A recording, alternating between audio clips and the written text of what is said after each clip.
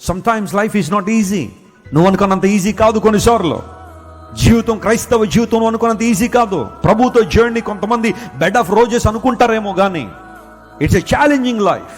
కొన్నిసార్లు చాలా కష్టంగా అనిపించవచ్చు. నాకే ఎందుకు ఈ శ్రమ, నాకే ఎందుకు ఈ నింద, నాకే ఎందుకు ఈ అవమానం, నాకే ఎందుకు ఈ రోగం, నాకే ఎందుకు ఈ ఆర్థిక సంబంధ ఇబ్బంది. when my God is so rich, why I suffer poverty? నా దేవుడు అంత భాగ్యవంతుడైనప్పుడు ఈ పేదరికం నాకెందుకు? నా దేవుడు స్వస్థపరచువాడైనప్పుడు ఈ రోగం నాకెందుకు? ఈ హాస్పిటల్ చుట్టూ తిరిగే ఈ పరిస్థితి నాకెందుకు?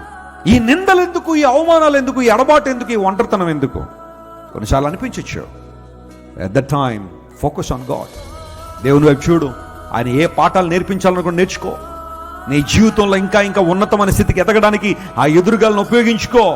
ఒకనాడు నువ్వు చూస్తావు, ఇందుకోసం ఆ దేవుడు ఈ శ్రమ నా జీవితంలో పంపించాడని, ఎందుకోసం ఆ ఇబ్బంది నా జీవితంలో పంపించాడని. ఐగుప్తు దేశానికి యోసేపు ఒక ప్రయోజనకరమైన గవర్నర్గా మార్చబడ్డానికి కారణం అతడు ఎదుర్కొన్న శ్రమలే. Download ShareChat.